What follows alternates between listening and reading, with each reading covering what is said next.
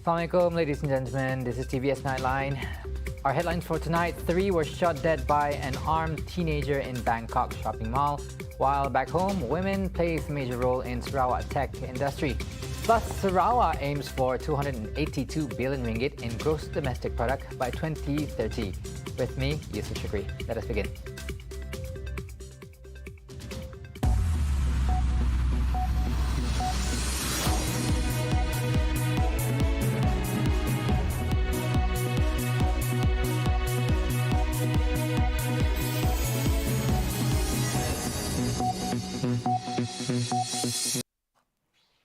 Our top story. Police have arrested a 14-year-old boy who went on a shooting rampage inside Siam Paragon shopping mall, killing 3 people and injuring 4 others on Tuesday afternoon.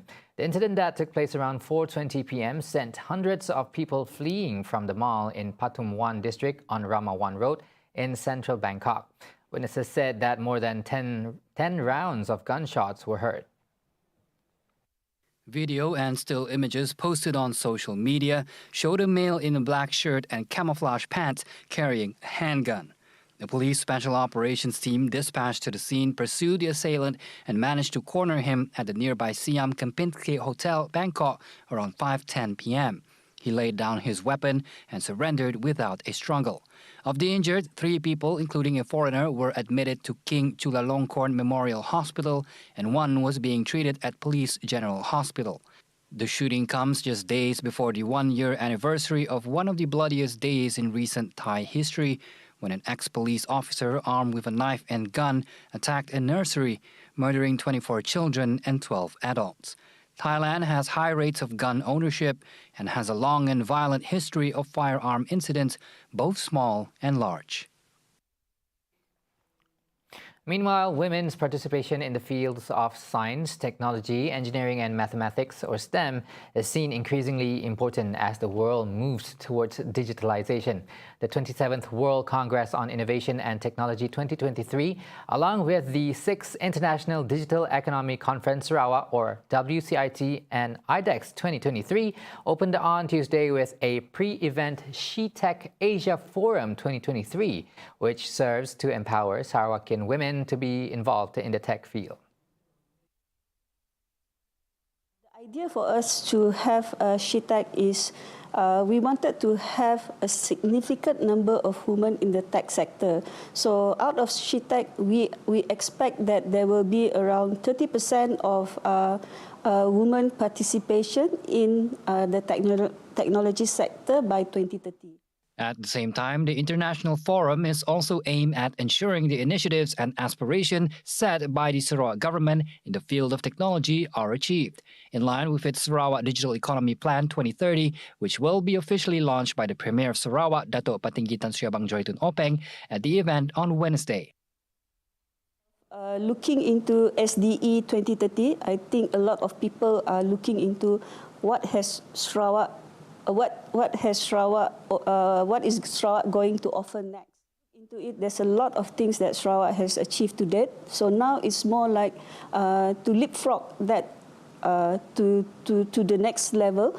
And if we look at the way I see moving forward for Sarawak is we are moving from traditional based society to digital economy, circular economy, and now we are even looking into green economy. So those are the things that Sarawak governments are looking at. The 3-day forum, WCIT IDEX 2023, features over 3,000 delegates and 160 exhibitors in various technology and digital fields. WCIT IDEX 2023 will also feature keynote speaker, futurist and CEO of Tomorrow, Mike Walsh, world-renowned robot scientist Professor Hiroshi Ishiguro, and a humanoid robot nursing assistant named Grace. Sarawak is aiming to boost its gross domestic product GDP to 282 billion ringgit by 2030, according to Sarawak's Premier, Datuk Patinggi Tan Sri Abang Johari Tun Openg. He expressed confidence in this projection, highlighting the state's remarkable economic growth, which has increased 20-fold since 1963. And this growth can be primarily attributed to Sarawak's diverse range of industries, transitioning from an agriculture-based economy to a prominent player in the renewable energy industry. Over the past 60 years, we have transformed from a traditional agrarian economy, where we rely much on agriculture and forestry, into a more diversified and dynamic economy. GDP value has increased 20 times, from a mere 7 billion ringgit in 1963 to 140 billion ringgit in 2022. Towards 2030, we hope we can achieve 282 billion ringgit.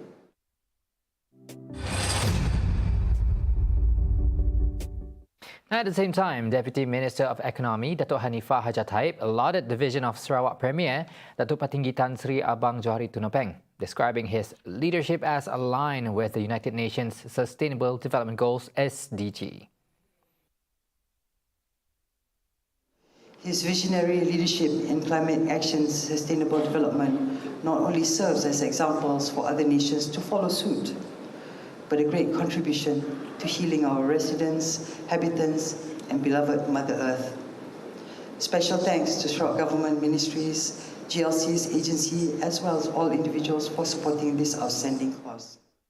She highlighted several initiatives undertaken by the Sarawak government to mitigate the impacts of climate change, recognizing them as significant steps in combating greenhouse gas emissions. Initiatives such as the promotion of hydropowered electricity, carbon capture, utilization and storage, creation of sustainable aviation fuel through microalgae, and the implementation of the world's first hydrogen-powered autonomous rapid transit system demonstrates the commitment to reduce carbon footprint and embracing cleaner, greener technologies. She emphasized the importance of sustainable development not only in environmental preservation but also in safeguarding Sarawak's distinctive cultural heritage. This approach ensures that no one is excluded from the digital economy era. On to our next update. There has been no official requests made by the Sabah and Sarawak governments in regards to discussions on the use of the term wilayah or region as of now. Minister in the Prime Minister's Department for Sabah and Sarawak Affairs, Dato' Armizan Muhammad Ali, stated that it is important to hear the views of the Borneo states on the matter. Armizan believes that both states are examining and considering various aspects because there are different connotations when a state is referred to as a region. Armizan also mentioned that discussions could be jointly conducted with his department if the governments of Sabah and Sarawak wish to propose it in the context of MA 63. He added that if both state governments genuinely want to propose it during the MA 63 period, discussions will be conducted while taking into account the existing legislative framework. According to Armizan, the use of the term region must be viewed from the legal perspective regarding the actual status of Sabah and Sarawak. He stated this during the Q&A session at the MA 63 Aspirations for 60 Years of Sabah in Malaysia discourse at Menara Kinabalu on Monday.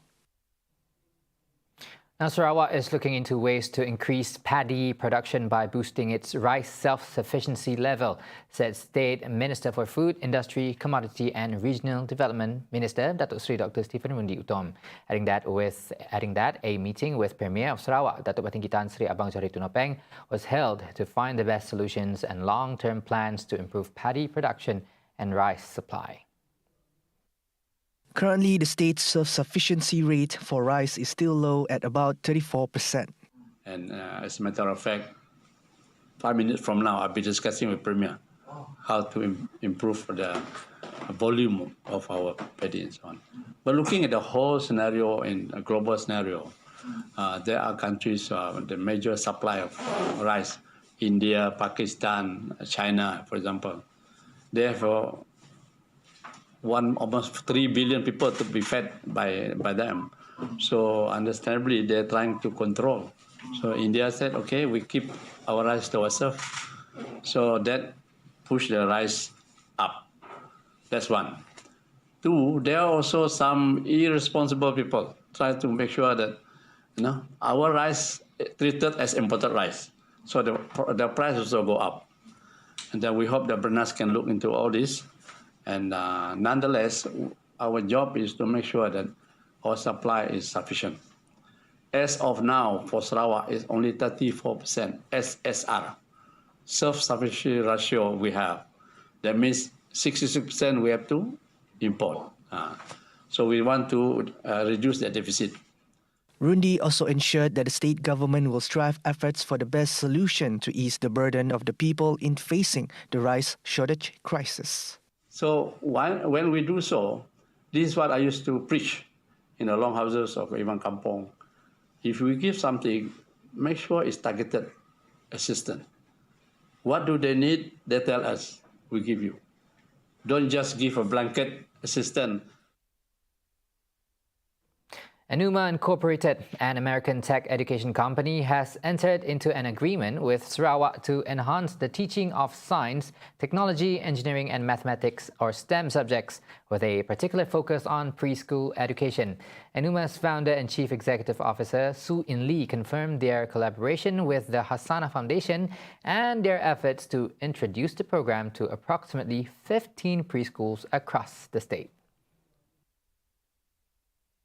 Yeah, we may expand our plan to preschool level because we got a really amazing advice about working with preschool levels, and there is so many great benefit of better school preparation for preschoolers. And yeah, we also have our plan to deploy our program to 10 to 15 schools with the support of Yayasan Hassana. So we will just keep working on. She told this to reporters after paying a courtesy call to the Premier Dato' Patinggi Tan Sri Abang Joritun Openg at Wisma Bapa Malaysia on Tuesday. During the visit, So highlighted that Enuma Incorporated is utilizing AI-equipped devices to cultivate greater interest among students in learning STEM and English. The early adoption of their system is expected to provide students with a stronger grasp of these subjects, enabling smoother progress to more advanced levels in primary, secondary, and tertiary education. Sarawak is confident of achieving the target of 3 million tourist arrivals in 2023. Minister of Tourism, Creative Industries and Performing Arts, Datuk Seri Abdul Karim Rahman Hamzah, stated that Sarawak recorded a total of 2.6 million tourist arrivals from January to August in 2022. He said this during the Sarawak Regatta and Kuching Waterfront Festival press conference on Tuesday. Karim added that the total arrivals of the first 8 months have led to tourism revenue amounting to 6.58 billion ringgit, compared to 2.12 billion ringgit for the same period last year. Tourism revenue has doubled from the previous year, demonstrating the recovery of Sarawak's tourism industry. However, Karim noted that the Ministry of Tourism, Creative Industries and Performing Arts in Sarawak still maintains the original targets which were set previously. The roadmap for the nomination of Sarawak Delta as a United Nations Educational, Scientific and Cultural Organization or UNESCO Global Geopark will be presented to the National Geopark Committee this month.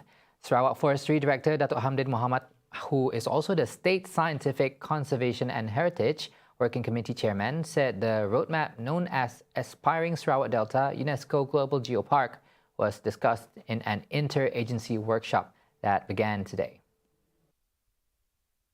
The workshop, according to Hamdin, would develop a geopark planning framework encompassing various components, such as goals, vision and objectives, natural resource conservation plans, public education plans, tourism activities, and cultural and historical preservation. The Sarawak Delta was certified as the 6th National Geopark at the National Geopark Committee meeting on June 20th last year. Covering an area of 3,112 square kilometers, the Sarawak Delta National Geopark is rich in unique rock landscapes, 28 geosites, biological diversities of 12 biosites, and culture of 14 cultural geosites.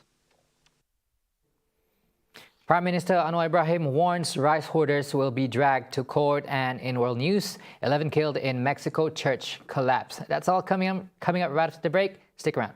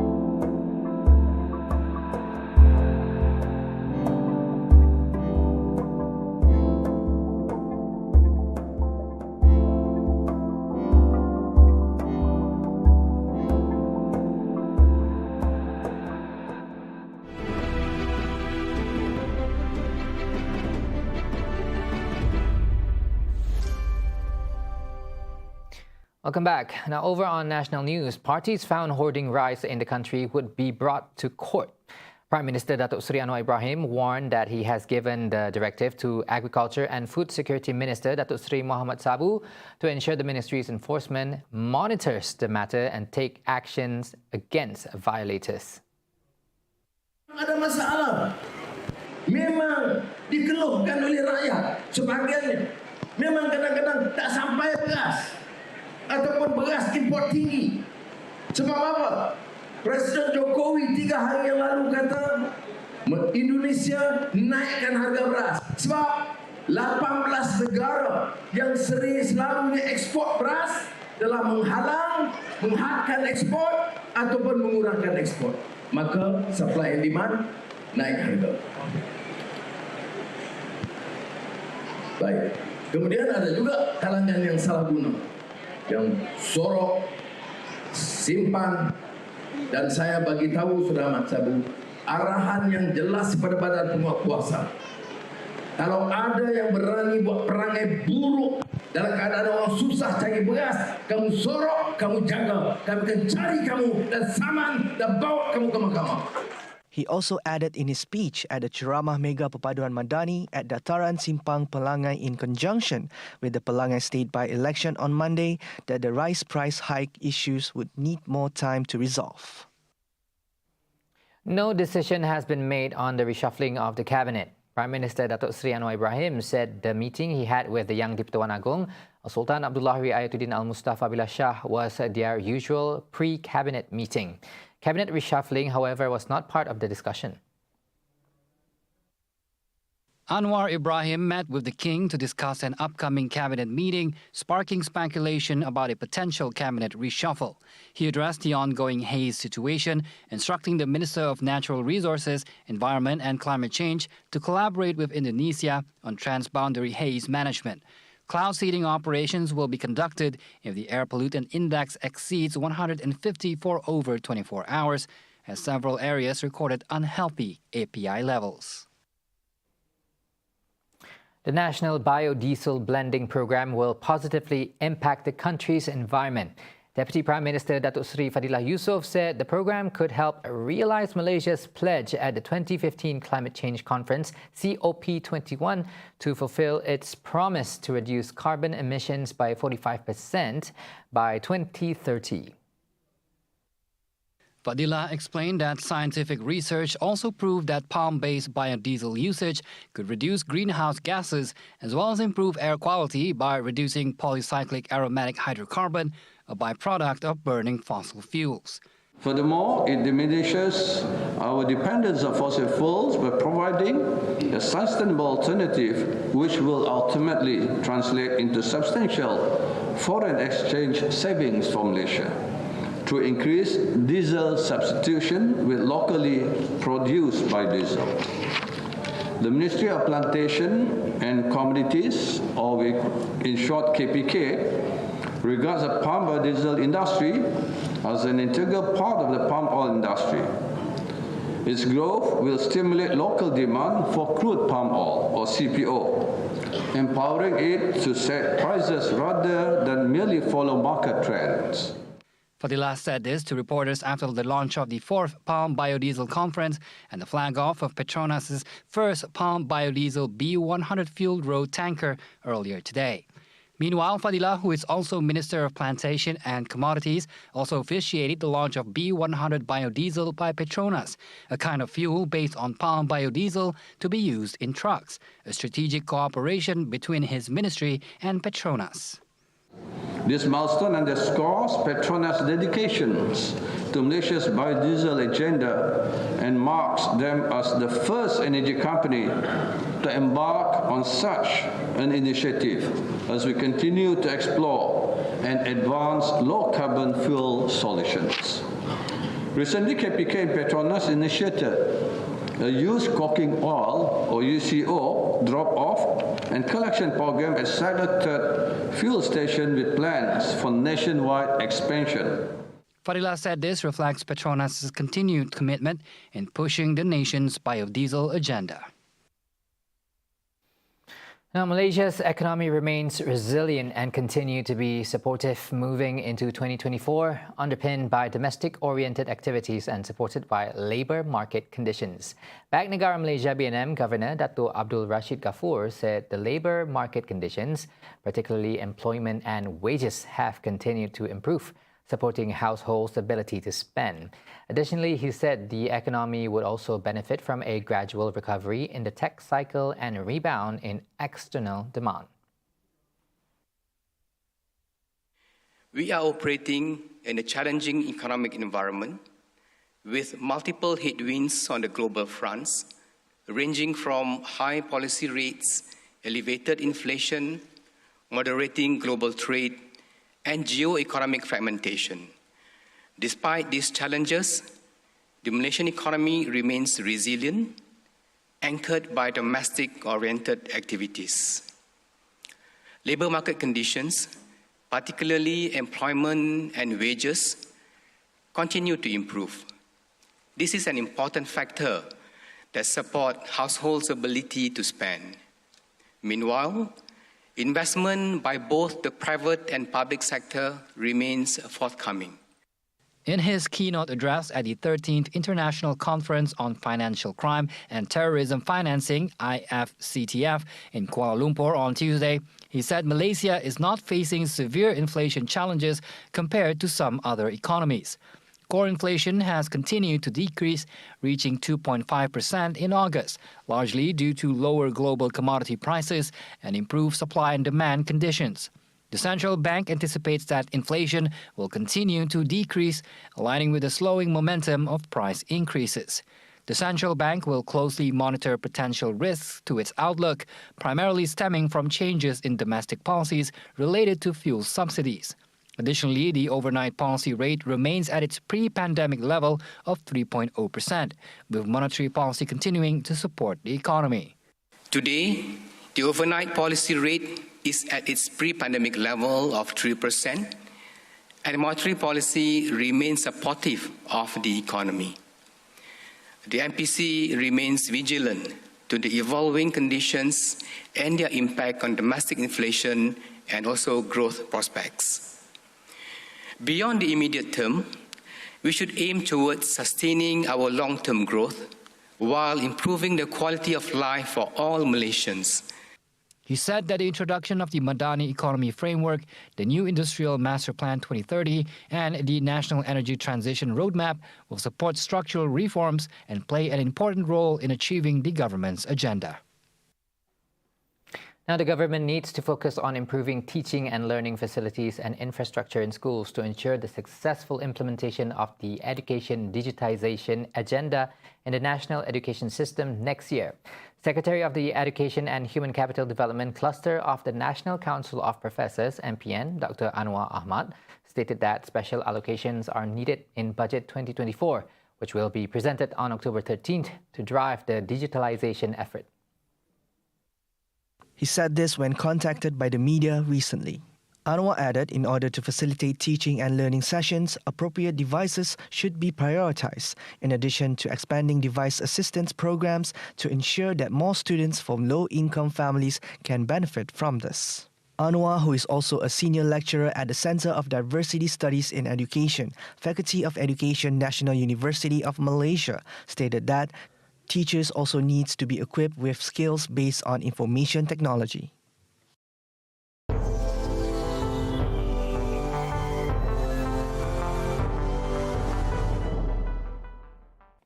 Over on World News, about 11 worshippers were killed after the roof of a church in Mexico collapsed. Several children were among the deceased, while 13 seriously injured individuals are currently receiving medical treatment. Ciudad Madero Mayor said the incident struck amidst a baptism ceremony attended by about 70 worshippers. Fueron 62 los que estaban al interior de la iglesia, ingresaron 50 y tantos, 52 al hospital, ya únicamente hospitalizados se encuentran 13.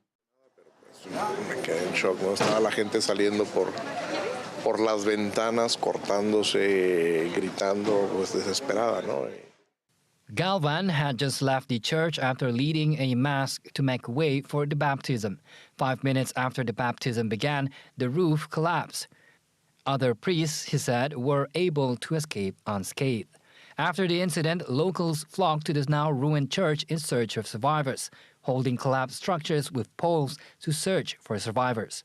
The church was constructed about 4 decades ago. Now, at least 8 Indian journalists and activists had their homes raided by police, further cracking media freedom in the country. The raid was conducted mainly towards those who are working with the English news portal NewsClick. Indian authorities filed the case accusing the organization of receiving funds from foreign countries. And the accusation came when the New York Times reported that NewsClick was financed by a U.S. millionaire, Neville Roy Singham. Indian police conducted raids on several individuals, including journalist Arichi Das, seizing their belongings. The cases are filed under the stringent anti-terrorism law UAPA, making bail difficult. Press freedom in India has declined since 2014, with a drop in media freedom rankings. Other individuals targeted in the raids include NewsClick's editor Prabir Purkayashta, journalist Aunindyo Chakravarti, and Basha Singh, activist Sanjay Rajura, and more. And France has activated its new vaccination drive against COVID-19 following the resurgence of the disease. Due to the limited amount of vaccines, higher-risk individuals, including those over 65 years old, pregnant women, care workers, as well as those with chronic diseases, were prioritized. Le virus mute, ce qui fait qu'un ancien vaccin couvre moins bien que le nouveau. Donc là, il y avait un réel intérêt à attendre. Par exemple, mes patients que j'aurais dû vacciner le mois dernier, je leur disais attendez plutôt parce que début octobre, il va arriver le nouveau vaccin qui contient le variant circulant, enfin qui protège contre le variant circulant. Initially, the vaccination drive was supposed to be carried out beginning of October 17th. But growing concerns pushed the government to kickstart vaccinations early, as school in France will begin its session soon. Parce que ça a été avancé et qu'autour de moi, il y a beaucoup de cas de Covid et que je préfère être vacciné.